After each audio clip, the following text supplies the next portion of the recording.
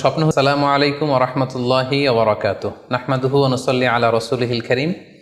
আম্মা বা'দু ফাআউযু বিল্লাহি মিনাশ শাইতানির রাজীম। বিসমিল্লাহির রাহমানির রহিম। প্রিয় দিনী ভাই এবং বোনেরা, আজকে আমরা স্বপ্ন নিয়ে কথা বলবো।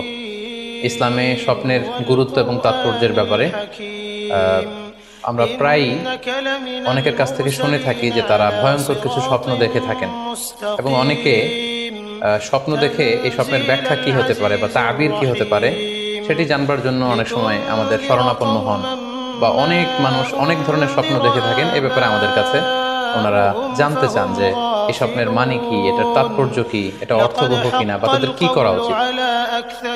তো সেজন্য আজকে আমরা এই স্বপ্ন নিয়ে the significance of dream in Islam এই ব্যাপারে বিস্তর আলোচনা করবার চেষ্টা করবো। আমা তাওফীকি ইল্লা বিল্লাহ।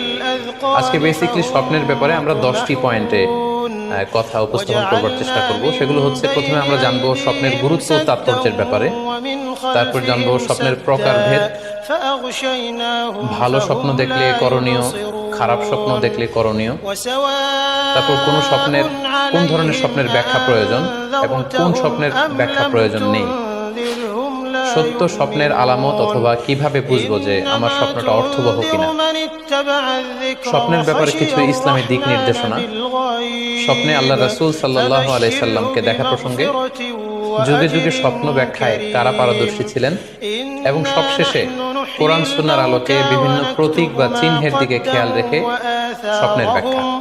এই 10টি পয়েন্টে আজকে আমরা স্বপ্ন নিয়ে আলোচনা করার চেষ্টা করব ইনশাআল্লাহ। আমরা সাধারণত অনেকে মনে করে থাকি যে স্বপ্ন হচ্ছে নিছক একটি স্বপ্ন বা এটা কল্পনা প্রসূত বিষয়। মুমিনের জীবনে বা বিশ্বাসের জীবনে স্বপ্ন শুধু নিছক স্বপ্ন নয়, বরং এটা মুমিন জীবনে অনেক অর্থবহ এবং তাৎপর্যপূর্ণ। মুমিন জীবনে এটা একটা ভালো স্বপ্ন হতে পারে আল্লাহ তাআলার পক্ষ থেকে কোনো ধরনের সুসংবাদ কিংবা দিক নির্দেশনা, কিংবা হতে পারে বান্দার প্রতি সতর্কবাণী। একচোখা বস্তুবাদীরা বলে থাকে আমরা যখন ঘুমাই তখন মস্তিষ্ক আমাদের স্মৃতিগুলো নিয়ে নাড়াচাড়া করে, আমাদের স্মৃতিগুলোকে পুনর্বিন্যাস করে, আর সেটাই আমাদের কাছে স্বপ্ন হিসেবে ধরা দেয়। অর্থাৎ তারা বলতে চায় যে স্বপ্ন হচ্ছে ঘুমের ঘোরে আমাদের দৈনন্দিন জীবনে ঘটে যাওয়া আমাদের চিন্তা বা ভাবনার প্রতিচ্ছবি। কিন্তু ইসলামের দৃষ্টিতে স্বপ্ন শুধু আমাদের চিন্তা ভাবনার প্রতিচ্ছবি নয়, এটা হতে পারে আল্লাহ তাআলার পক্ষ থেকে সুসংবাদ, হতে পারে গ্ল্যাড টাইডিংস কিংবা সতর্কবাণী। তাই এই স্বপ্নের ব্যাপারে আমাদেরকে খুব ভালো ধারণা রাখা উচিত। শুরুতে আমরা বলবো যে এর গুরুত্ব এবং তাৎপর্য কতটুকু। স্বপ্ন হচ্ছে নবুয়তের সূচনা। নবুয়তের সূচনা হয়েছিল স্বপ্নের মাধ্যমে। আল্লাহ রাসূল সাল্লাল্লাহু আলাইহি ওয়াসাল্লাম যখন নবী হিসেবে অফিশিয়ালি অ্যাসাইন্ড হন, তার আগে তিনি টানা 6 মাস স্বপ্ন দেখেছেন, যেটা সহিহ বুখারীতে এসেছে। আউয়ালু মা বুদিআ বিহি রাসূলুল্লাহ সাল্লাল্লাহু আলাইহি ওয়াসাল্লাম আর-রুইয়া আস-সাদিকা ফিন নাওম। রাসূল সাল্লাল্লাহু আলাইহি ওয়াসাল্লামের কাছে ওহী বা রেভেলেশনের সূচনা হয়েছিল স্বপ্নের মাধ্যমে। ফাকানা লা ইয়ারা রুইয়া ইল্লা জাআত মিসলা ফালাকিস সুবহি।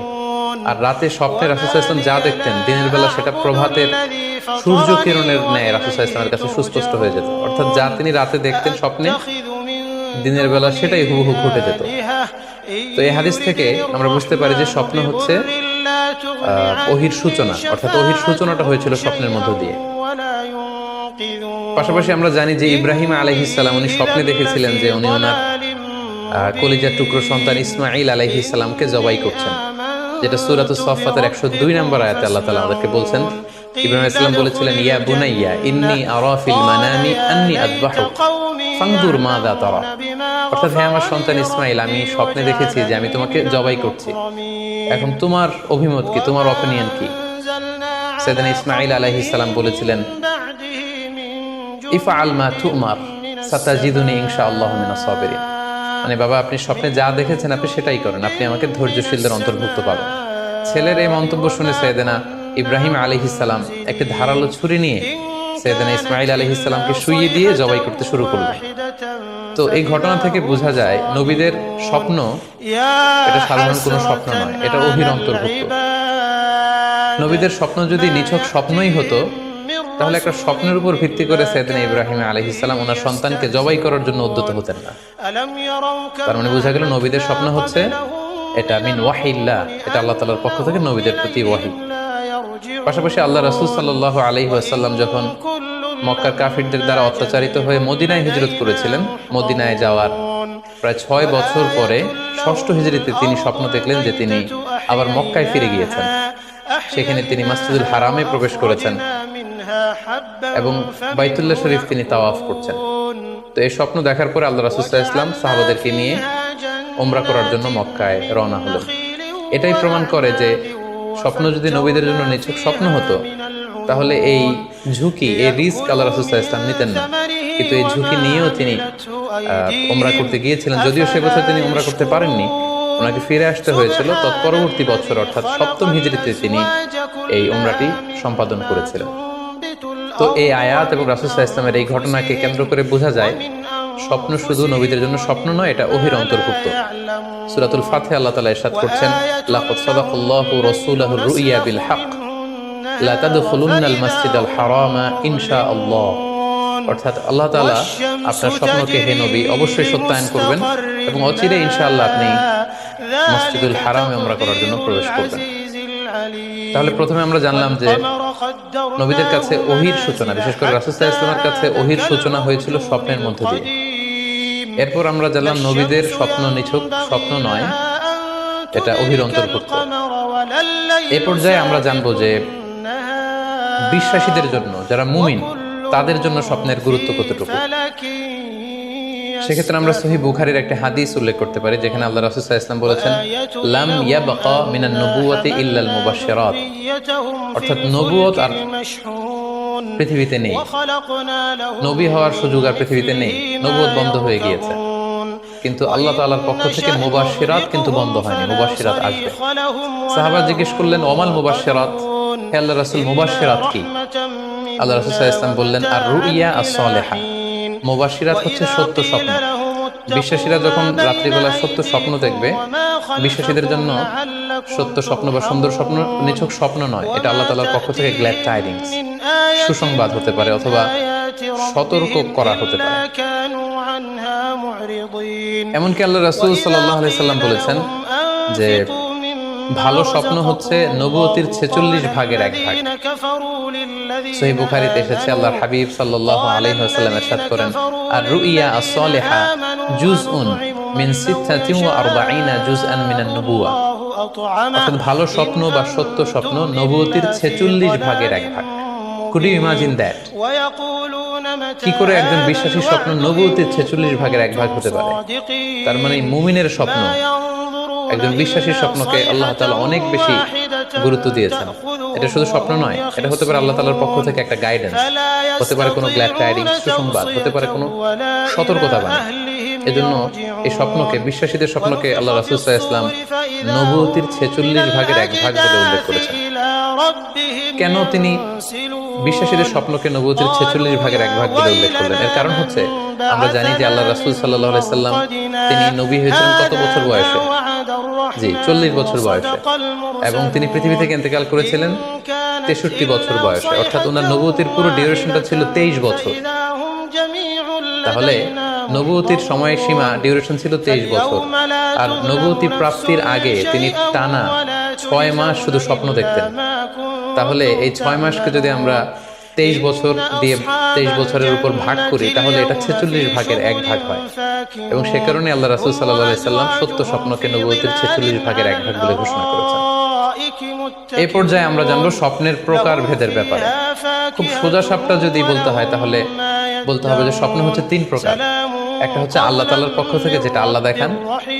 আরেকটি হচ্ছে শয়তানের পক্ষ থেকে, যেটি শয়তান মানুষকে দেখায়। আরেকটি হচ্ছে নিজের পক্ষ থেকে, অর্থাৎ সারাদিন আপনি যেটা নিয়ে কনসার্ন, সারাদিন আপনি আপনার চিন্তা ভাবনার মধ্যে যে জিনিসটাকে স্থান দেন, সেটাই আপনি রাত্রিবেলা দেখেন। অর্থাৎ দিনের বেলা হয়তো কেউ খেলাধুলা নিয়ে খুব ব্যস্ত, সে খুব ফুটবল পছন্দ করে, সারাদিন ফুটবল খেলে। দেখা যাবে যে রাতের বেলা সে স্বপ্নে দেখছে যে সে ফুটবল খেলছে অথবা স্টেডিয়ামে যে সে ফুটবল খেলা দেখছে। দিনের বেলা হয়তো সে বাজারে যে ব্যবসা বাণিজ্য করে, রাতেও হয়তো দেখা যাচ্ছে সে যে জিনিসপত্র কিনছে, দরদাম করছে, সেটা তার পক্ষ থেকে। তাহলে বেসিক্যালি স্বপ্ন হচ্ছে 3 ধরনের। একটা আল্লাহর পক্ষ থেকে, একটা শয়তানের পক্ষ থেকে আর একটা হচ্ছে নিজের পক্ষ থেকে, যেটা আমরা সহিহ মুসলিমের একটি বর্ণনা থেকে জানতে পারি, যেখানে আল্লাহ রাসূল সাল্লাল্লাহু আলাইহি ওয়াসাল্লাম ইরশাদ করছেন, একেবারে স্পষ্ট স্বপ্ন, এটার কোনো ব্যাখ্যার প্রয়োজন হয় না, কারণ আপনি যা দেখেছেন সেটাই ঘটেছে। আরেকটা প্রকার হচ্ছে গায়রু সরিহ, মানে যেটা স্পষ্ট নয়, ইনডিরেক্ট ড্রিম, যেটা অস্পষ্ট। এটা হচ্ছে সিম্বলিক বা আইকনিক ড্রিম। আপনি এমন অস্পষ্ট আইকনিক বা এমন কিছু সিম্বল দেখেছেন রাতে ঘুমের ঘরে স্বপ্নে, যেটা থেকে সুস্পষ্ট আসলে কিছু বোঝা যায় না, বরং এখানে একটা সিম্বল আছে, এখানে একটা প্রতীক আছে বা আইকন আছে। এই জাতীয় যে স্বপ্নগুলো আছে সাধারণত এগুলোর ব্যাখ্যার প্রয়োজন হয়, যেটা আপনি বুঝতে পারছেন না যে এটা দিয়ে আসলে কি বোঝানো হচ্ছে। সম্মানিত সুধী, এ পর্যায়ে আমরা জানার চেষ্টা করব যে সত্য স্বপ্নের আলামত কি কি, অর্থাৎ কিভাবে বুঝবো যে আমি যে স্বপ্নটা দেখেছি এই স্বপ্নটা সত্য কিনা বা অর্থবহ কিনা। অনেকে আমাদের কাছে জানতে চায় যে আমি এই স্বপ্নটা দেখেছি, এটা কি সত্য স্বপ্ন, এটা কি অর্থবহ স্বপ্ন, বা এটা কি আল্লাহর পক্ষ থেকে কোনো গাইডেন্স মূলক বা দিক নির্দেশনা বা সুসংবাদমূলক স্বপ্ন, কিভাবে আমরা বুঝতে পারি? কিছু আলামত রয়েছে, কিছু নিদর্শন রয়েছে, যেগুলোর আলোকে কিন্তু আমরা সহজেই বুঝতে পারি যে স্বপ্নটা সত্য কিনা। সুনানে আবু দাউদের এক বর্ণনায় আল্লাহ রাসূল সাল্লাল্লাহু আলাইহি ওয়াসাল্লাম ইরশাদ করেছেন, আসদাকুন নাসি রুইয়া আসদাকুহুম। প্রকার হচ্ছে গায়রু সরিহ, মানে যেটা স্পষ্ট নয়, ইনডিরেক্ট ড্রিম, যেটা অস্পষ্ট। এটা হচ্ছে সিম্বলিক বা আইকনিক ড্রিম। আপনি এমন অস্পষ্ট আইকনিক বা এমন কিছু সিম্বল দেখেছেন রাতে ঘুমের ঘরে স্বপ্নে, যেটা থেকে সুস্পষ্ট আসলে কিছু বোঝা যায় না, বরং এখানে একটা সিম্বল আছে, এখানে একটা প্রতীক আছে বা আইকন আছে। এই জাতীয় যে স্বপ্নগুলো আছে সাধারণত এগুলোর ব্যাখ্যার প্রয়োজন হয়, যেহেতু আপনি বুঝতে পারছেন না যে এটা দিয়ে আসলে কি বোঝানো হচ্ছে। সম্মানিত সুধী, এ পর্যায়ে আমরা জানার চেষ্টা করব যে সত্য স্বপ্নের আলামত কি কি, অর্থাৎ কিভাবে বুঝবো যে আমি যে স্বপ্নটা দেখেছি এই স্বপ্নটা সত্য কিনা বা অর্থবহ কিনা। অনেকে আমাদের কাছে জানতে চায় যে আমি এই স্বপ্নটা দেখেছি, এটা কি সত্য স্বপ্ন, এটা কি অর্থবহ স্বপ্ন, বা এটা কি আল্লাহর পক্ষ থেকে কোনো গাইডেন্স মূলক বা দিক নির্দেশনা বা সুসংবাদমূলক স্বপ্ন, কিভাবে আমরা বুঝতে পারি? কিছু আলামত রয়েছে, কিছু নিদর্শন রয়েছে, যেগুলোর আলোকে কিন্তু আমরা সহজেই বুঝতে পারি যে স্বপ্নটা সত্য কিনা। সুনানে আবু দাউদের এক বর্ণনায় আল্লাহ রাসূল সাল্লাল্লাহু আলাইহি ওয়াসাল্লাম ইরশাদ করেছেন, আসদাকুন নাসি রুইয়া আসদাকুহুম হাদিসা। যে ব্যক্তি সত্য কথা বলে বেশি, তার স্বপ্ন সত্য হয় বেশি। তাহলে সহজে আমরা বুঝলাম, আপনি যদি সত্যবাদী হন, সাধারণত আপনার স্বপ্নগুলো জেনারেলি সত্য হবে। সেক্ষেত্রে সত্য স্বপ্ন বা অর্থবহ স্বপ্ন চেনার প্রথম আলামত হচ্ছে এই স্বপ্ন দেখে আপনার ভালো লাগবে। You feel good after seeing the dream. আপনি স্বপ্ন দেখার পরে আপনার খুব স্বস্তি লাগবে, আপনার ভালো লাগবে, আপনার কাছে স্বপ্নটা পছন্দ হবে, খুব ভালো লাগবে স্বপ্নটা। যদি এরকম ফিলিং হয় আপনার, তাহলে আপনি বুঝবেন এই স্বপ্নটা সত্য ছিল এবং অর্থবহ ছিল। 2 নাম্বার হচ্ছে ট্রু ড্রিমস আর ভেরি শর্ট এন্ড কনসাইজ। সত্য স্বপ্ন খুবই শর্ট হয়, কনসাইজ হয়। আরবিতে যেটাকে বলা হয় ওয়াদিহা জালিয়া, খুবই শর্ট, স্পষ্ট, ক্লিয়ার এবং কনসাইজ। অনেকে রাতে অনেক লম্বা লম্বা স্বপ্ন দেখে, লম্বা এপিসোড দেখে, একটার পর একটা ঘটনা দেখতে থাকে, মুভির মতো লম্বা লম্বা ঘটনা সে দেখতে থাকে। এই জাতীয় লম্বা লম্বা ঘটনা যদি আপনি দেখে থাকেন রাতে, বা এপিসোড আকারে একটার পর একটা ঘটনা যেটার সাথে কোনো মিল নেই, এই জাতীয় স্বপ্নের সাধারণত কোনো অর্থ হয় না, এগুলো অর্থবহ স্বপ্ন নয়। অর্থবহ স্বপ্ন চেনার 3 নাম্বার আলামত বা সাইন হচ্ছে রিপিটেশন। অর্থাৎ একই স্বপ্ন যদি আপনি বারবার দেখেন তাহলে বুঝতে হবে এটা অর্থবহ স্বপ্ন, এবং এটার মাধ্যমে আল্লাহ তাআলা আপনাকে কোনো দিক নির্দেশনা বা গাইডেন্স দিতে যাচ্ছেন। আপনাকে বোঝার চেষ্টা করতে হবে যে আসলে আল্লাহ তাআলা আপনাকে কি বোঝাতে চাচ্ছেন। তাহলে 3 নাম্বার হচ্ছে রিপিটেশন। বারবার যদি কোনো স্বপ্ন দেখেন, এই স্বপ্নটা সত্য হবে এবং অর্থবহ হবে। এটা নট নেসেসারি যে আপনি একাই বারবার দেখেন। একজন মানুষ একটা স্বপ্ন বারবার দেখলে যেমনি অর্থবহ, পাশাপাশি একই স্বপ্ন যদি অনেকে দেখে তাহলে সেই স্বপ্নটাও অর্থবহ। অর্থাৎ আপনি একটা স্বপ্ন প্রায় দিন দেখেন, তাহলে বোঝা যাচ্ছে এটা অর্থবহ স্বপ্ন। অথবা একটা স্বপ্ন অনেক লোক একসাথে দেখেছে, তারপরের দিন একে অপরের সাথে শেয়ার করে বোঝা গেল যে সবাই একই স্বপ্ন দেখেছে, তাহলে বোঝা যাবে এটা সাধারণ স্বপ্ন নয়, এটা অর্থবহ স্বপ্ন, মিনিংফুল স্বপ্ন। যেমন এক্ষেত্রে আমরা লাইলাতুল কদরের একটা হাদিসের কথা উল্লেখ করতে পারি। সহিহ বুখারীতে এসেছে, রমাদান মাসে সাহাবারা স্বপ্ন দেখলেন, অনেক সাহাবা একসাথে স্বপ্ন দেখলেন যে ওনাদেরকে বলা হচ্ছে রমাদানের শেষ দশকের শেষ 7 দিনের যে কোনো একদিন কদর হয়ে যেতে পারে। ওনারা সবাই এসে সাহাবা রিদওয়ানুল্লাহি তাআলা আলাইহিম আজমাইন আল্লাহ রাসূল সাল্লাল্লাহু আলাইহি ওয়াসাল্লামের কাছে বললেন, ইয়া রাসূলুল্লাহ, আমি স্বপ্নে দেখেছি যে বলা হচ্ছে কদরের জন্য রমজানের শেষ 7 দিনকে তালাশ করতে। আরেকজন এসে একই কথা বলল যে, ইয়া রাসূলুল্লাহ, আমি দেখেছি রমজানের শেষ 7 দিনে কদর হতে পারে। তো এরকম অনেক সাহাবা যখন আল্লাহ রাসূল সাল্লাল্লাহু আলাইহি ওয়াসাল্লামের কাছে এসে এই ঘটনা বলল, তখন আল্লাহ রাসূল সাল্লাল্লাহু আলাইহি ওয়াসাল্লাম বললেন, আরা রুইয়াকুম কদ তাওয়াতাআত ফিস সাবঈল আওয়াখির, যে আমি দেখতে পেলাম যে তোমাদের স্বপ্নটা রমজানের শেষ 7 দিনের ব্যাপারে ঐকমত্য হয়েছে। একই ধরনের স্বপ্ন তোমরা সবাই দেখেছো, তাই তোমরা রমজানের শেষ দশকের শেষের 7 দিনে কদর তালাশ করো। রমজানের শেষ দশকের শেষ 7 দিনে কদর হয়ে যাওয়ার সম্ভাবনা বেশি। সেই বুখারীর এই হাদিসের আলোকে কিন্তু আমরা বুঝতে পারলাম যে একই স্বপ্ন, একই ধরনের ঘটনা যদি অনেকে দেখে তাহলে এটা অর্থবহ। পাশাপাশি এক্ষেত্রে আমরা আজানের হাদিসটি উল্লেখ করতে পারি। আমরা এখন নামাজের আগে যে আজান দেয়া হয়, শুরুর দিকে কিন্তু সাহাবাদের আজানের পদ্ধতি জানা ছিল না। তখন সাহাবারা আল্লাহ রাসূল সাল্লাল্লাহু আলাইহি ওয়াসাল্লামের সাথে কনসাল্ট করছিলেন যে কিভাবে আজান দেওয়া যায়, অর্থাৎ কিভাবে ঘোষণা দেওয়া যায় সালাতের জন্য। একজন সাহাবা বলল, আমরা আগুন জ্বালিয়ে দিব, আগুনের ধোঁয়া দেখে মদিনার সবাই বুঝবে যে এখন সালাতের সময়, তো সবাই চলে আসবে। আরেকজন বলল, না, প্রতিদিন আগুন জ্বালানো এটা নিরাপদ না, বরং আমরা খ্রিস্টানদের মতো বেল বাজিয়ে দিব, একজন বেল রিঙ্গার রাখবো, যে ঘন্টা বাজালে ঘন্টার আওয়াজ শুনে খ্রিস্টানদের মতো চার্চে যেন লোকজন আসে, বাকিরা সবাই নামাজ পড়তে চলে আসবে। তো এক একজনের এক এক পরামর্শ শুনে আল্লাহ রাসূল সাল্লাল্লাহু আলাইহি ওয়াসাল্লাম কোনো সিদ্ধান্তে আসতে পারলেন না। তারপরের দিন একজন সাহাবা চমৎকার একটি স্বপ্ন দেখলেন। তিনি স্বপ্নে দেখলেন, ওনার নাম হচ্ছে আব্দুল্লাহ ইবনে যায়েদ ইবনে আব্দ রাব্বি। উনি স্বপ্নে দেখলেন যে একজন লোক, খুব সম্ভবত ফেরেশতা হবেন, তার গায়ে 2টা সবুজ রঙের জামা এবং তার হাতে বেল, ঘন্টা। তখন তিনি ওনাকে জিজ্ঞেস করলেন, আপনি কি ঘন্টা বিক্রি করেন? তখন স্বপ্নে সেই লোকটি বলল, ঘন্টা দিয়ে তুমি কি করবে? তো সাহাবী বললেন যে ঘন্টা দিয়ে আমরা নামাজের জন্য আহ্বান করব। তো স্বপ্নে সেই সবুজ কাপড় পরিহিত লোক বলল যে ঘন্টার চাইতেও যদি চমৎকার একটা আইডিয়া তোমার সাথে শেয়ার করি, সেটা কি তুমি শুনবে? সাহাবী বললেন, হ্যাঁ, শুনবো। তখন তিনি বললেন, ঘন্টা না বাজিয়ে তোমরা উঁচু একটা জায়গায় দাঁড়িয়ে আল্লাহু আকবার, আল্লাহু আকবার, আল্লাহু আকবার, আল্লাহু আকবার, আশহাদু আল্লা ইলাহা ইল্লাল্লাহ, আশহাদু আন্না মুহাম্মাদুর রাসূলুল্লাহ, এই বাক্যগুলো তোমরা বলবে।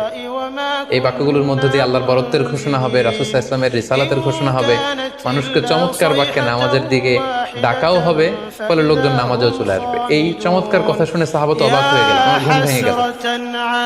উনি সকালবেলা আল্লাহ রাসূল সাল্লাল্লাহু আলাইহি ওয়াসাল্লামের কাছে এসে পুরো ঘটনা শোনালেন যে একজন লোককে আমি দেখলাম হাতে ঘন্টা, আমি বললাম ঘন্টা কিনবো সালাতের আহ্বানের জন্য, তিনি আমাকে এই কয়েকটা বাক্য শিখিয়ে বললেন ঘন্টা না বাজিয়ে এই বাক্যগুলো দিয়ে আহ্বান করলে কেমন হয়। আল্লাহ রাসূল সাল্লাল্লাহু আলাইহি ওয়াসাল্লাম এই স্বপ্নের কথা শুনে তিনি অভিভূত হলেন। তিনি বললেন, তুমি ঠিকই দেখেছো, তুমি সঠিক স্বপ্ন দেখেছো। যেহেতু বেলালের কণ্ঠ খুব দরাজ, বেলালকে ডাকো, আমাদের ঘন্টাও বাজানোর দরকার নেই, আগুন জ্বালানোর দরকার নেই, বেলালকে বাক্যগুলো মুখস্থ করিয়ে দাও। বেলাল মসজিদে নববীর পাশে দাঁড়িয়ে আওয়াজ করে এই আজান দিবে, এই ঘোষণা দিবে। এই আজান শুরু হলো। বেলাল রাদিয়াল্লাহু তাআলা আনহু একটা উঁচু জায়গায় দাঁড়িয়ে আল্লাহু আকবার, আল্লাহু আকবার বলে তিনি আজান দিতে শুরু করলেন। এই বাক্যগুলো শুনে সাইয়েদনা ওমরে ফারুক দৌড়াতে দৌড়াতে আল্লাহ রাসূল সাল্লাল্লাহু আলাইহি ওয়াসাল্লামের কাছে আসলেন। এসে বললেন, ইয়া রাসূলুল্লাহ, বেলাল এই বাক্যগুলো কোত্থেকে শিখেছে? গত রাতে তো আমি দেখেছি যে আমাকে একজন লোক বলেছে যে তোমরা এই বাক্যগুলোকে ব্যবহার করে লোকজনকে সালাতের জন্য আহ্বান করো। আল্লাহ রাসূল সাল্লাল্লাহু আলাইহি ওয়াসাল্লাম শুনে অবাক হলেন। অর্থাৎ ওই সাহাবী ঠিক যেমন স্বপ্ন দেখেছেন, ইসলামের দ্বিতীয় খলিফা সাইয়েদনা ওমর ফারুক রাদিয়াল্লাহু তাআলা আনহু উনিও একই স্বপ্ন দেখেছেন। তার মানে একই স্বপ্ন যদি একাধিক লোকজন দেখে থাকে, সেটা যেমনি অর্থবহ, আবার আপনি একাও যদি একই স্বপ্ন বারবার বারবার দেখেন, সেটাও অর্থবহ। আমরা আজান যে কিভাবে ইন্ট্রোডিউস হলো মুসলিম কমিউনিটির মধ্যে, এই হাদিসের আলোকে বুঝতে পারি যে কোন স্বপ্ন আপনি বারবার দেখলে বা অনেকে একই স্বপ্ন দেখলে সেই স্বপ্নটা অর্থবহ হবে। অর্থবহ স্বপ্ন দেখার 4 নম্বর সাইন হচ্ছে শেষ রাতের স্বপ্ন সাধারণত অর্থবহ হয়, অর্থাৎ লাস্ট 1/3 অফ দ্য নাইট, রাতের শেষাংশে যদি আপনি ফজরের আগ দিয়ে যে স্বপ্নটা মানুষ দেখে, সাধারণত এই স্বপ্নটা অর্থবহ হয়, এটা সত্য স্বপ্ন হয়। কারণ এই টাইমে আল্লাহ তাআলা প্রথম আকাশে নেমে আসেন বা মনোনিবেশ করেন এবং ডাকতে থাকেন, কার রিজিকের দরকার আমি রিজিক দেব, কার অর্থের দরকার আমি অর্থ এর ব্যবস্থা করে দেব, কার কি দরকার আমার কাছে চাও, অসুস্থরা আমি তাদেরকে সুস্থ করে দেব। তো ওই টাইমে আল্লাহ তাআলার বিশেষ একটা রহমত পৃথিবীতে নেমে আসে, ফলে শেষ রাতের স্বপ্ন সাধারণত অর্থবহ স্বপ্ন হয়। পাশাপাশি হাদিসে এসেছে যে কিয়ামতের আগ দিয়ে মুমিনরা যে স্বপ্নগুলো দেখবে, এই স্বপ্নগুলো সাধারণত অর্থবহ হবে। অর্থাৎ কিয়ামতের একেবারে আগ মুহূর্তে যখন মুসলমানরা খুব স্ট্রাগল করবে, মুসলমানরা যখন খুব বিপদে থাকবে, তখন মুসলমানদের যে স্বপ্নগুলো তারা রাতের বেলা দেখবে এগুলো মিথ্যা হবে না, বেশিরভাগ স্বপ্নই সত্য হবে, অর্থবহ হবে। যেটা আমরা সহিহ বুখারীর একটা হাদিস থেকে জানতে পারি, যেখানে আল্লাহ রাসূল সাল্লাল্লাহু আলাইহি ওয়াসাল্লাম ইরশাদ করেছেন, ইযা ইকতারাবা যামানু লাম তাকাদ রুইয়াল মুমিনি তাকযিব, অর্থাৎ কিয়ামতের সময় যত ঘনিয়ে আসবে, কাছাকাছি আসবে, মুমিন বা বিশ্বাসীদের স্বপ্ন ঠিক তত সঠিক হতে থাকবে। মুমিনদের তখনকার স্বপ্ন বেশিরভাগই সত্য হবে, সেটা মিথ্যা হবে না। তাহলে এই হাদিস থেকে আমরা জানলাম কিয়ামতের আগ দিয়ে মুমিনরা যে স্বপ্নগুলো দেখবে এগুলো সত্য হবে, অর্থবহ হবে। এ পর্যায়ে আমরা জানবার চেষ্টা করব যে স্বপ্নের ব্যাপারে কিছু ইসলামিক দিক নির্দেশনা রয়েছে। আমরা যদি এই দিক নির্দেশনাগুলো, গাইডেন্সগুলো মেনে চলি, তাহলে স্বপ্ন নিয়ে আমাদের খুব একটা কনফিউশনে থাকতে হবে না। সেক্ষেত্রে প্রথম গাইডলাইন হচ্ছে অপ্রয়োজনে স্বপ্ন অন্যের সাথে শেয়ার না করা। Do not mention the dream for interpretation except a prolific scholar or any well wisher to you.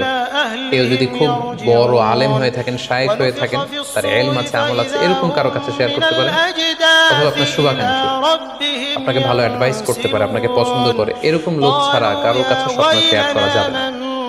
সুনানে তিরমিজিতে স্বপ্ন অন্যের সাথে শেয়ার না করার ব্যাপারে একটা হাদিস এসেছে, যেখানে আল্লাহ রাসূল সাল্লাল্লাহু আলাইহি সাল্লাম বলেছেন, লা ইয়াকুসুহা ইল্লা দেখেছেন রাতে ঘুমের ঘরে স্বপ্নে, যেটা থেকে সুস্পষ্ট আসলে কিছু বোঝা যায় না, বরং এখানে একটা সিম্বল আছে, এখানে একটা প্রতীক আছে বা আইকন আছে।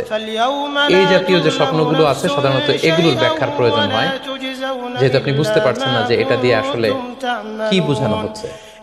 সম্মানিত সুধী, এ পর্যায়ে আমরা জানার চেষ্টা করব যে সত্য স্বপ্নের আলামত কি কি, অর্থাৎ কিভাবে বুঝবো যে আমি যে স্বপ্নটা দেখেছি এই স্বপ্নটা সত্য কিনা বা অর্থবহ কিনা। অনেকে আমাদের কাছে জানতে চায় যে আমি এই স্বপ্নটা দেখেছি, এটা কি সত্য স্বপ্ন, এটা কি অর্থবহ স্বপ্ন, বা এটা কি আল্লাহর পক্ষ থেকে কোনো গাইডেন্স মূলক বা দিক নির্দেশনা বা সুসংবাদমূলক স্বপ্ন, কিভাবে আমরা বুঝতে পারি? কিছু আলামত রয়েছে, কিছু নিদর্শন রয়েছে, যেগুলোর আলোকে কিন্তু আমরা সহজেই বুঝতে পারি যে স্বপ্নটা সত্য কিনা। সুনানে আবু দাউদের এক বর্ণনায় আল্লাহ রাসূল সাল্লাল্লাহু আলাইহি ওয়াসাল্লাম ইরশাদ করেছেন, আসদাকুন নাসি রুইয়া আসদাকুহুম হাদিসা, যে ব্যক্তি সত্য কথা বলে বেশি, তার স্বপ্ন সত্য হয় বেশি। তবে সহজে আমরা বুঝলাম, আপনি যদি সত্যবাদী হন, সাধারণত আপনার স্বপ্নগুলো সাধারণত জেনারেলি সত্য হবে।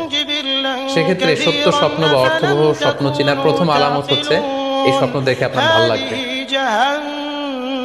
You feel good after seeing the dream. আপনি স্বপ্ন দেখার পরে আপনার খুব স্বস্তি লাগবে, আপনার ভালো লাগবে, আপনার কাছে স্বপ্নটা পছন্দ হবে, খুব ভালো লাগবে স্বপ্নটা। যদি এরকম ফিলিং হয় আপনার, তাহলে আপনি বুঝবেন এই স্বপ্নটা সত্য ছিল এবং অর্থবহ ছিল। 2 নাম্বার হচ্ছে ট্রু ড্রিমস আর ভেরি শর্ট এন্ড কনসাইজ। সত্য স্বপ্ন খুবই শর্ট হয়, কনসাইজ হয়। আরবিতে যেটাকে বলা হয় ওয়াদিহা জালিয়া, খুবই শর্ট, স্পষ্ট, ক্লিয়ার এবং কনসাইজ। অনেকে রাতে অনেক লম্বা লম্বা স্বপ্ন দেখে, লম্বা এপিসোড দেখে, একটার পর একটা ঘটনা দেখতে থাকে, মুভির মতো লম্বা লম্বা ঘটনা সে দেখতে থাকে। এই জাতীয় লম্বা লম্বা ঘটনা যদি আপনি দেখে থাকেন রাতে, এপিসোড আকারে একটার পর একটা ঘটনা যেটার সাথে কোনো মিল নেই, এই জাতীয় স্বপ্নের সাধারণত কোনো অর্থ হয় না, এগুলো অর্থবহ স্বপ্ন নয়। অর্থবহ স্বপ্ন চেনার 3 নাম্বার আলামত বা সাইন হচ্ছে রিপিটেশন, অর্থাৎ একই স্বপ্ন যদি আপনি বারবার দেখেন তাহলে বুঝতে হবে এটা অর্থবহ স্বপ্ন, এবং এটার মাধ্যমে আল্লাহ তাআলা আপনাকে কোনো দিক নির্দেশনা বা গাইডেন্স দিতে যাচ্ছেন। আপনাকে বোঝার চেষ্টা করতে হবে যে আসলে আল্লাহ তাআলা আপনাকে কি বোঝাতে চাচ্ছেন। তাহলে 3 নাম্বার হচ্ছে রিপিটেশন। বারবার যদি কোনো স্বপ্ন দেখেন, এই স্বপ্নটা সত্য হবে এবং অর্থবহ হবে। এটা নট নেসেসারি যে আপনি একাই বারবার দেখেন। একজন মানুষ একটা স্বপ্ন বারবার দেখলে যেমনি অর্থবহ, পাশাপাশি একই স্বপ্ন যদি অনেকে দেখে তাহলে সেই স্বপ্নটাও অর্থবহ। অর্থাৎ আপনি একটা স্বপ্ন প্রায় দিন দেখেন, তাহলে বোঝা যাচ্ছে এটা অর্থবহ স্বপ্ন। অথবা একটা স্বপ্ন অনেক লোক একসাথে দেখেছে, তারপরের দিন একে অপরের সাথে শেয়ার করে বোঝা গেল যে সবাই একই স্বপ্ন দেখেছে, তাহলে বোঝা যাবে এটা সাধারণ স্বপ্ন নয়, এটা অর্থবহ স্বপ্ন, মিনিংফুল স্বপ্ন। যেমন এক্ষেত্রে আমরা লাইলাতুল কদরের একটা হাদিসের কথা উল্লেখ করতে পারি। সহিহ বুখারীতে এসেছে, রমাদান মাসে সাহাবারা স্বপ্ন দেখলেন, অনেক সাহাবা একসাথে স্বপ্ন দেখলেন যে ওনাদেরকে বলা হচ্ছে রমাদানের শেষ দশকের শেষ 7 দিন, শেষ 7 দিনের যে কোনো একদিন কদর হয়ে যেতে পারে।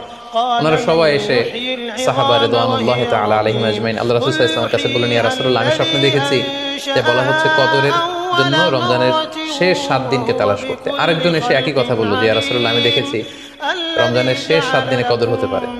তো এরকম অনেক সাহাবা যখন আল্লাহ রাসূল সাল্লাল্লাহু আলাইহি ওয়াসাল্লামের কাছে এসে এই ঘটনা বলল, তখন আল্লাহ রাসূল সাল্লাল্লাহু আলাইহি ওয়াসাল্লাম বললেন, আরা রুইয়াকুম কদ তাওয়াতাআত ফিস সাবঈল আওয়াখির, যে আমি দেখতে পেলাম যে তোমাদের স্বপ্নটা রমজানের শেষ 7 দিনের ব্যাপারে ঐকমত্য হয়েছে। একই ধরনের স্বপ্ন তোমরা সবাই দেখেছো, তাই তোমরা রমজানের শেষ দশকের শেষের 7 দিনে কদর তালাশ করো। রমজানের শেষ দশকের শেষ 7 দিনে কদর হয়ে যাওয়ার সম্ভাবনা বেশি। সেই বুখারীর এই হাদিসের আলোকে কিন্তু আমরা বুঝতে পারলাম যে একটি স্বপ্ন, একই ধরনের ঘটনা যদি অনেকে দেখে তাহলে এটা অর্থবহ। পাশাপাশি এক্ষেত্রে আমরা আজানের হাদিসটি উল্লেখ করতে পারি। আমরা এখন নামাজের আগে যে আজান দেয়া হয়, শুরুর দিকে কিন্তু সাহাবাদের আজানের পদ্ধতি জানা ছিল না। তখন সাহাবারা আল্লাহ রাসূল সাল্লাল্লাহু আলাইহি ওয়াসাল্লামের সাথে কনসাল্ট করছিলেন যে কিভাবে আজান দেওয়া যায়, অর্থাৎ কিভাবে ঘোষণা দেওয়া যায় সালাতের জন্য। একজন সাহাবা বলল, আমরা আগুন জ্বালিয়ে দিব, আগুনের ধোঁয়া দেখে মদিনার সবাই বুঝবে যে এখন সালাতের সময়, তো সবাই চলে আসবে। আরেকজন বলল, না, প্রতিদিন আগুন জ্বালানো এটা নিরাপদ না, বরং আমরা খ্রিস্টানদের মতো বেল বাজিয়ে দিব, একজন বেল রিঙ্গার রাখবো, যে ঘন্টা বাজালে ঘন্টার আওয়াজ শুনে খ্রিস্টানদের মতো চার্চে যেন লোকজন আসে, বাকিরা সবাই নামাজ পড়তে চলে আসবে। তো এক একজনের এক এক পরামর্শ শুনে আল্লাহ রাসূল সাল্লাল্লাহু আলাইহি ওয়াসাল্লাম কোনো সিদ্ধান্তে আসতে পারলেন না। তারপরের দিন একজন সাহাবা চমৎকার একটি স্বপ্ন দেখলেন। তিনি স্বপ্নে দেখলেন, ওনার নাম হচ্ছে আব্দুল্লাহ ইবনে যায়েদ ইবনে আব্দ রাব্বি। উনি স্বপ্নে দেখলেন যে একজন লোক, খুব সম্ভবত ফেরেশতা হবেন, তার গায়ে 2টা সবুজ রঙের জামা এবং তার হাতে বেল, ঘন্টা। তখন তিনি ওনাকে জিজ্ঞেস করলেন, আপনি কি ঘন্টা বিক্রি করেন? তখন স্বপ্নে সেই লোকটি বলল, ঘন্টা দিয়ে তুমি কি করবে? তো সাহাবী বললেন যে ঘন্টা দিয়ে আমরা নামাজের জন্য আহ্বান করব। তো স্বপ্নে সেই সবুজ কাপড় পরিহিত লোক বলল যে ঘন্টার চাইতেও যদি চমৎকার একটা আইডিয়া তোমার সাথে শেয়ার করি, সেটাকে তুমি শুনবে? সাহাবী বললেন, হ্যাঁ শুনবো। তখন তিনি বললেন, ঘন্টা না বাজিয়ে তোমরা উঁচু একটা জায়গায় দাঁড়িয়ে আল্লাহু আকবার, আল্লাহু আকবার, আল্লাহু আকবার, আল্লাহু আকবার, আশহাদু আল্লা ইলাহা ইল্লাল্লাহ, আশহাদু আন্না মুহাম্মাদুর রাসূলুল্লাহ, এই বাক্যগুলো তোমরা বলবে।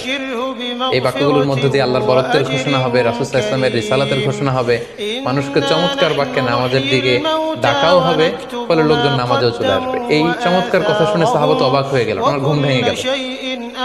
উনি সকালবেলা আল্লাহ রাসূল সাল্লাল্লাহু আলাইহি ওয়াসাল্লামের কাছে এসে পুরো ঘটনা শোনালেন যে একজন লোককে আমি দেখলাম হাতে ঘন্টা, আমি বললাম ঘন্টা কিনবো সালাতের আহ্বানের জন্য, তিনি আমাকে এই কয়েকটা বাক্য শিখিয়ে বললেন ঘন্টা না বাজিয়ে এই বাক্যগুলো দিয়ে আহ্বান করলে কেমন হয়। আল্লাহ রাসূল সাল্লাল্লাহু আলাইহি ওয়াসাল্লাম এই স্বপ্নের কথা শুনে তিনি অভিভূত হলেন। তিনি বললেন, তুমি ঠিকই দেখেছো, তুমি সঠিক স্বপ্ন দেখেছো। যেহেতু বেলালের কণ্ঠ খুব দরাজ, বেলালকে ডাকো, আমাদের ঘন্টাও বাজানোর দরকার নেই, আগুন জ্বালানোর দরকার নেই, বেলালকে বাক্যগুলো মুখস্থ করিয়ে দাও। বেলাল মসজিদে নববীর পাশে দাঁড়িয়ে আওয়াজ করে এই আজান দিবে, এই ঘোষণা দিবে। এই আজান শুরু হলো। বেলাল রাদিয়াল্লাহু তাআলা আনহু একটা উঁচু জায়গায় দাঁড়িয়ে আল্লাহু আকবার, আল্লাহু আকবার বলে তিনি আজান দিতে শুরু করলেন। এই বাক্যগুলো শুনে সাইয়েদনা ওমর ফারুক দৌড়াতে দৌড়াতে আল্লাহ রাসূল সাল্লাল্লাহু আলাইহি ওয়াসাল্লামের কাছে আসলেন। এসে বললেন, ইয়া রাসূলুল্লাহ, বেলাল এই বাক্যগুলো কোথা থেকে শিখেছে? গত রাতে তো আমি দেখেছি যে আমাকে একজন লোক বলেছে যে তোমরা এই বাক্যগুলোকে ব্যবহার করে লোকজনকে সালাতের জন্য আহ্বান করো। আল্লাহ রাসূল সাল্লাল্লাহু আলাইহি ওয়াসাল্লাম শুনে অবাক হলেন। অর্থাৎ ওই সাহাবী ঠিক যেমন স্বপ্ন দেখেছেন, ইসলামের দ্বিতীয় খলিফা সাইয়েদনা ওমর ফারুক রাদিয়াল্লাহু তাআলা আনহু উনিও একই স্বপ্ন দেখেছেন। তার মানে একই স্বপ্ন যদি একাধিক লোকজন দেখে থাকে, সেটা যেমনি অর্থবহ, আবার আপনি একাও যদি একটি স্বপ্ন বারবার বারবার দেখেন, সেটাও অর্থবহ। আমরা আজান যে কিভাবে ইন্ট্রোডিউস হলো মুসলিম কমিউনিটির মধ্যে, এই হাদিসের আলোকে বুঝতে পারি যে কোন স্বপ্ন আপনি বারবার দেখলে বা অনেকে একই স্বপ্ন দেখলে সেই স্বপ্নটা অর্থবহ হবে। অর্থবহ স্বপ্ন দেখার 4 নম্বর সাইন হচ্ছে শেষ রাতের স্বপ্ন সাধারণত অর্থবহ হয়, অর্থাৎ লাস্ট 1/3 অফ দ্য নাইট, রাতের শেষাংশে যদি আপনি ফজরের আগ দিয়ে যে স্বপ্নটা মানুষ দেখে, সাধারণত এই স্বপ্নটা অর্থবহ হয়, এটা সত্য স্বপ্ন হয়। কারণ এই টাইমে আল্লাহ তাআলা প্রথম আকাশে নেমে আসেন বা মনোনিবেশ করেন এবং ডাকতে থাকেন, কার রিজিকের দরকার আমি রিজিক দেব, কার অর্থের দরকার আমি অর্থ এর ব্যবস্থা করে দেব, কার কি দরকার আমার কাছে চাও, অসুস্থরা আমি তাদেরকে সুস্থ করে দেব। তো ওই টাইমে আল্লাহ তাআলার বিশেষ একটা রহমত পৃথিবীতে নেমে আসে, ফলে শেষ রাতের স্বপ্ন সাধারণত অর্থবহ স্বপ্ন হয়। পাশাপাশি হাদিসে এসেছে যে কিয়ামতের আগ দিয়ে মুমিনরা যে স্বপ্নগুলো দেখবে, এই স্বপ্নগুলো সাধারণত অর্থবহ হবে। অর্থাৎ কিয়ামতের একেবারে আগ মুহূর্তে যখন মুসলমানরা খুব স্ট্রাগল করবে, মুসলমানরা যখন খুব বিপদে থাকবে, তখন মুসলমানদের যে স্বপ্নগুলো তারা রাতের বেলা দেখবে এগুলো মিথ্যা হবে না, বেশিরভাগ স্বপ্নই সত্য হবে, অর্থবহ হবে।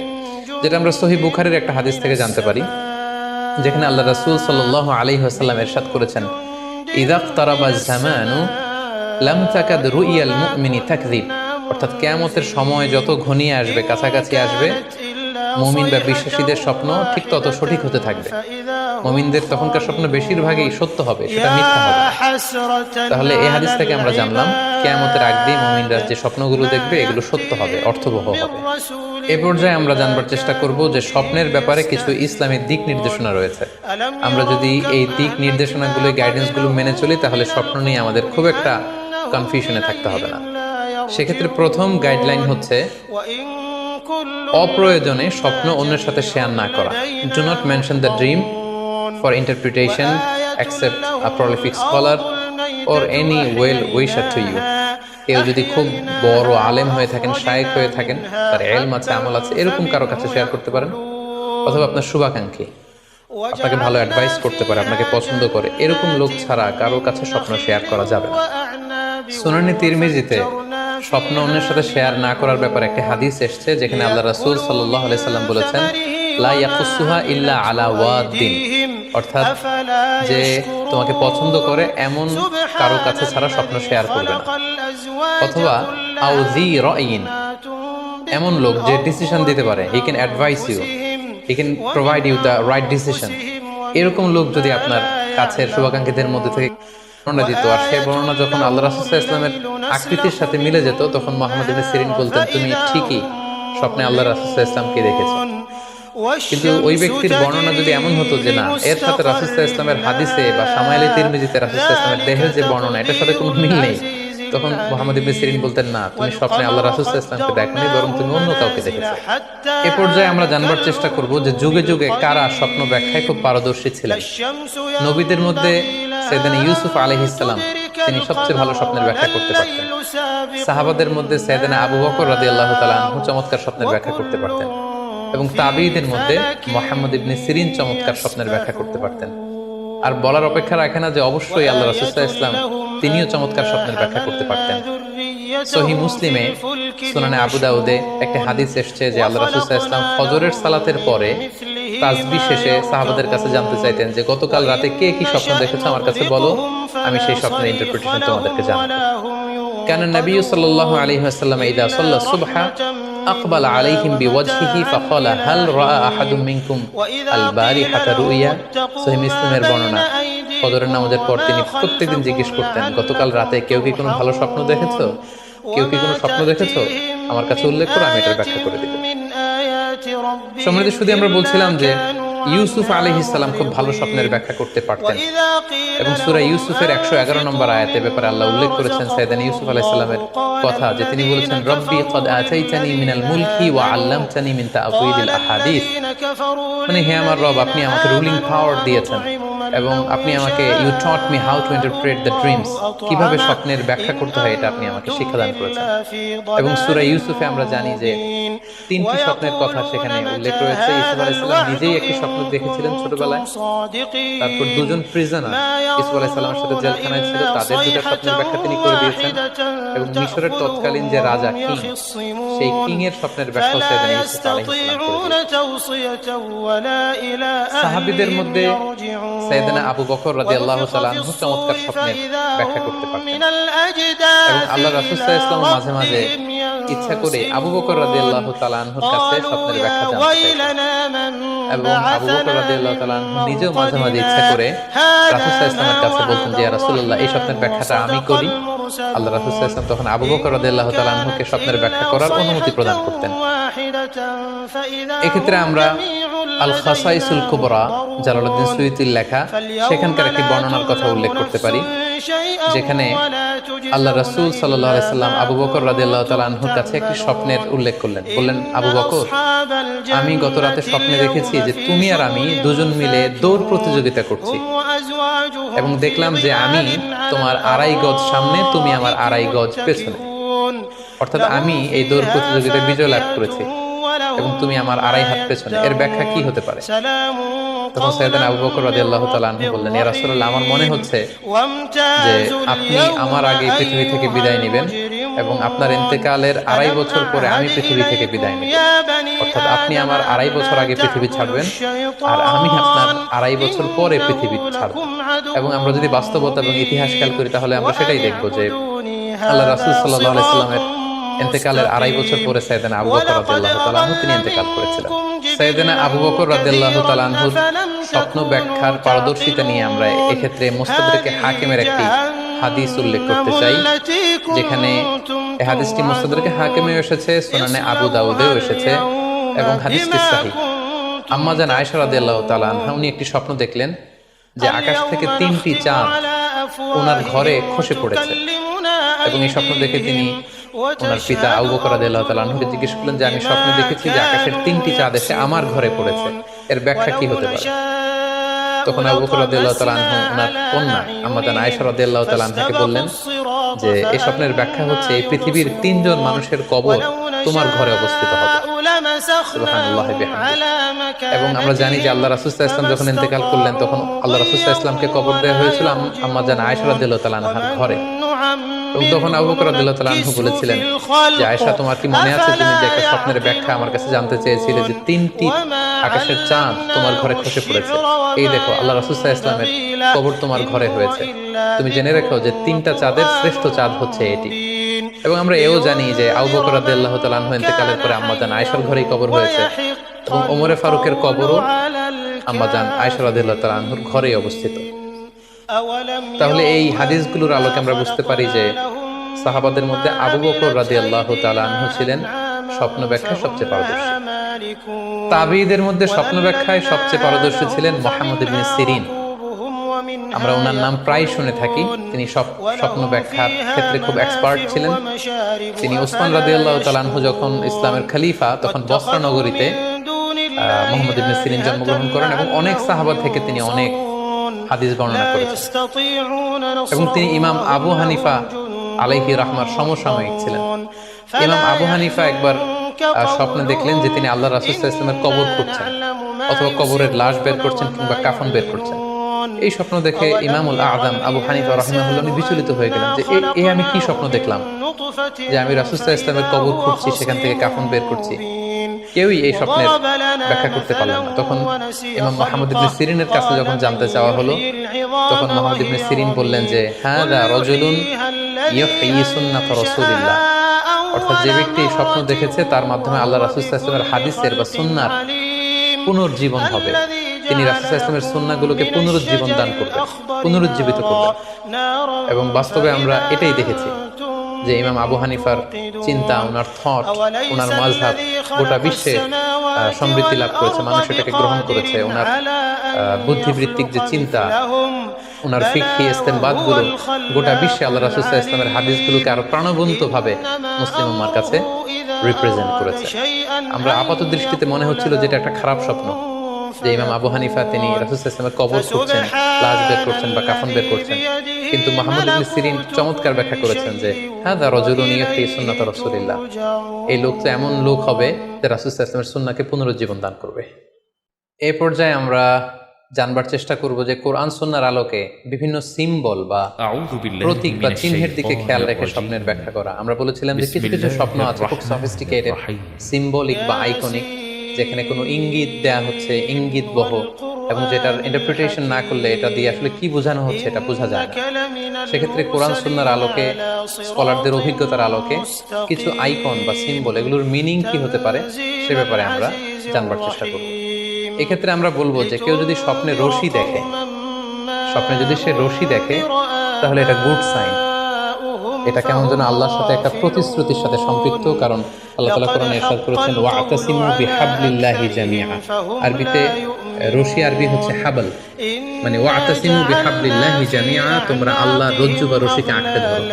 তাহলে রশি দেখা মানে এখানে আমরা আল্লাহর ওয়াদাগুলো যেন পূরণ করি, আল্লাহর আনুগত্য যেন আমরা প্রপারলি করতে পারি, এটা ইঙ্গিত করছে।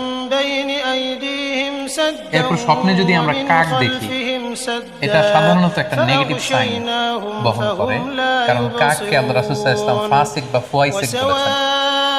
আমরা যদি স্বপ্নে কাক দেখি, এটাকে আমরা পজিটিভ কোনো সাইন মনে না করে নেগেটিভ সাইন মনে করতে পারি। তৃতীয়ত, আমরা যদি স্বপ্নে লম্বা কাপড় দেখি, এটা গুড সাইন। কারো গায়ে যদি লম্বা জামা থাকে তাহলে এটা গুড সাইন, আর খাটো জামা থাকলে সাধারণত এটা নেগেটিভ সাইন। এক্ষেত্রে আমরা সহিহ বুখারীর একটি হাদিস উল্লেখ করতে পারি।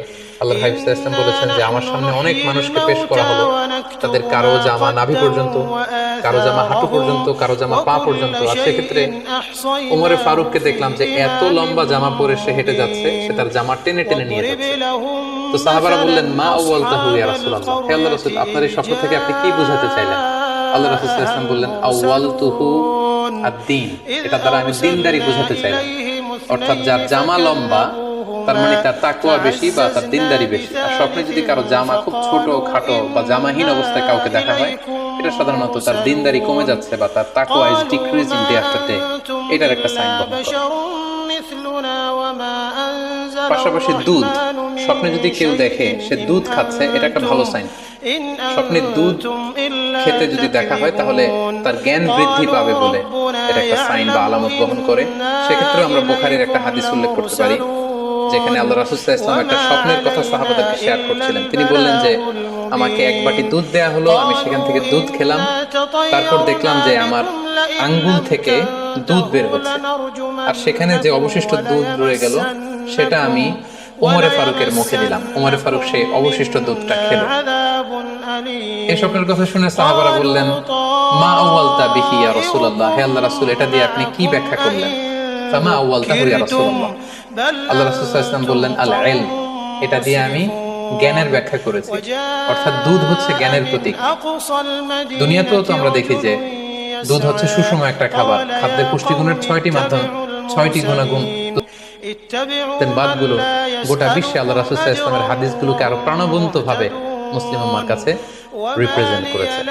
আমরা আপাত দৃষ্টিতে মনে হচ্ছিল যে এটা একটা খারাপ স্বপ্ন, যে ইমাম আবু হানিফা তিনি রাসূল সাল্লাল্লাহু আলাইহি ওয়াসাল্লামের কবর খুঁড়ছেন, লাশ বের করছেন বা কাফন বের করছেন। কিন্তু মুহাম্মদ ইবনে সিরিন চমৎকার ব্যাখ্যা করেছেন যে হাদা রাজুলুন ইয়াহয়ি সুন্নাত রাসূলিল্লাহ, এই লোকটা এমন লোক হবে যে রাসূল সাল্লাল্লাহু আলাইহি ওয়াসাল্লামের সুন্নাহকে পুনরুজ্জীবন দান করবে।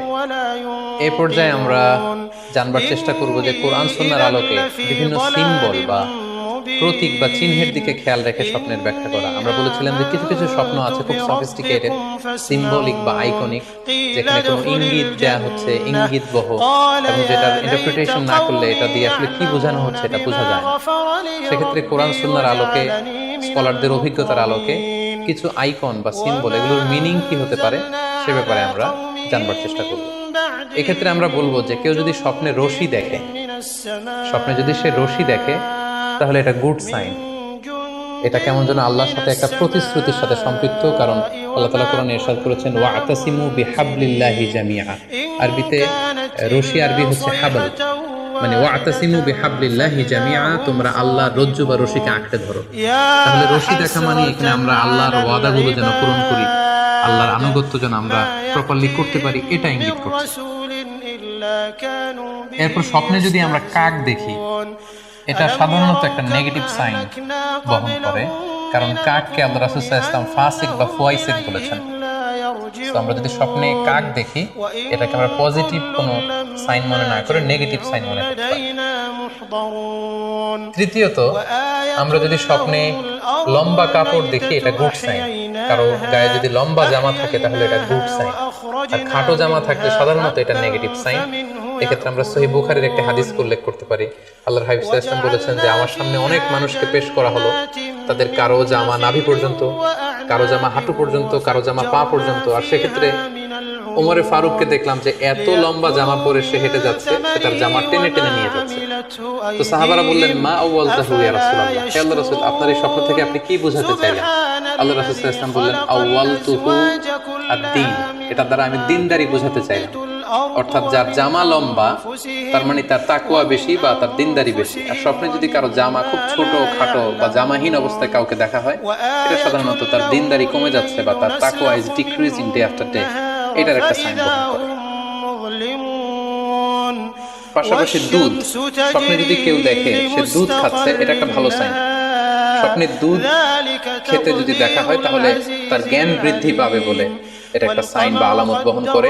সেক্ষেত্রে আমরা বুখারীর একটা হাদিস উল্লেখ করতে পারি, যেখানে আল্লাহ রাসূল সাল্লাল্লাহু আলাইহি ওয়াসাল্লাম একটা স্বপ্নের কথা সাহাবাদেরকে শেয়ার করছিলেন। তিনি বললেন যে আমাকে এক বাটি দুধ দেয়া হলো, আমি সেখান থেকে দুধ খেলাম, তারপর দেখলাম যে আমার আঙ্গুল থেকে দুধ বের হচ্ছে, আর সেখানে যে অবশিষ্ট দুধ রয়ে গেল সেটা আমি ওমরে ফারুকের মুখে দিলাম। ওমরে ফারুক সে অবশিষ্ট দুধটা খেলো। এই স্বপ্নের কথা শুনে সাহাবারা বললেন, মা আওয়ালতা বিহি ইয়া রাসূলুল্লাহ, হে আল্লাহর রাসূল, এটা দিয়ে আপনি কি ব্যাখ্যা করলেন? ফামা আওয়ালতাহু ইয়া রাসূলুল্লাহ, আল্লাহ রাসূল সাল্লাল্লাহু আলাইহি ওয়াসাল্লাম বললেন, আল ইলম, এটা দিয়ে আমি জ্ঞানের ব্যাখ্যা করেছি। অর্থাৎ দুধ হচ্ছে জ্ঞানের প্রতীক। দুনিয়াতেও তো আমরা দেখি যে দুধ হচ্ছে সুষম একটা খাবার, খাদ্যের পুষ্টিগুণের 6টি মাধ্যমে 6টি গুণাগুণ দুধের মধ্যে পাওয়া যায়। তো কেউ যদি স্বপ্নে দেখেন যে তিনি দুধ পান করছেন, আশা করা যায় এটা তার জন্য ভালো সাইন, তার জ্ঞান বাড়বে বলে আমরা ধারণা করতে পারি। এবার স্বপ্নে যদি কেউ দেখে যে সে আজান দিচ্ছে, এটাও ভালো সাইন। স্বপ্নে আজান দেয়া এটা সাইন হচ্ছে সে হয়তো অচিরে হজ করতে যাবে। হজের সাথে আজানের কি সম্পর্ক? এর কারণ হচ্ছে সূরা হজ্জে আল্লাহ তাআলা সাইয়েদনা ইব্রাহিম আলাইহিস সালামকে যখন বলেছিলেন যে তুমি হজ শুরু করো, তখন তিনি বলেছিলেন, ইব্রাহিম তুমি আজান দাও, ওয়াআযিন ফিন নাসি বিল হজ ইয়াতুকা রিজালা ওয়া আলা কুল্লি দামির ইয়াতিনা মিন কুল্লি ফাজ্জিন আমিক। অর্থাৎ হে ইব্রাহিম তুমি আজান দাও। ইব্রাহিম আলাইহিস সালাম বললেন, কোথায় আজান দেব? চারদিকে তো মরুভূমি। আল্লাহ তাআলা বললেন, ইব্রাহিম তুমি আজান দাও, এই আজানের আওয়াজ বা শব্দ পৃথিবীর সবার কানে আমি পৌঁছে দেব। তো সাইয়েদনা ইব্রাহিম আলাইহিস সালাম তখন হজের আজান দিলেন বা ঘোষণা দিলেন। আজান শব্দের অর্থ হচ্ছে অ্যানাউন্স, টু অ্যানাউন্স, মানে ঘোষণা দেয়। সো আপনি যদি স্বপ্নে দেখেন যে আপনি আজান দিচ্ছেন বা কেউ আজান দিচ্ছে, তাহলে সে অচিরে হজ করবে বা হজ রিলেটেড কোন একটা ব্যাখ্যা হতে পারে। এভাবে আজানকে হজের সাথে সম্পৃক্ত করা হয়েছে এবং এটা ভালো একটি স্বপ্ন। এবার স্বপ্নে যদি কেউ গর্ত দেখে যে সে গর্ত খুঁড়ছে বা তার জন্য কেউ গর্ত খুঁড়ছে, এটা ষড়যন্ত্রের সাথে সম্পৃক্ত। কেননা আরবি প্রবাদে আছে যে মান হাফারা হুফরাতান ওয়াকা ফিহা, কেউ যদি কারোর জন্য গর্ত করে তাহলে সেই গর্তে সে নিজে আগে পড়বে। তাহলে গর্ত করা মানে অনেকটা কারো বিরুদ্ধে শত্রুতা করা বা ষড়যন্ত্র করার একটা চিহ্ন বহন করে।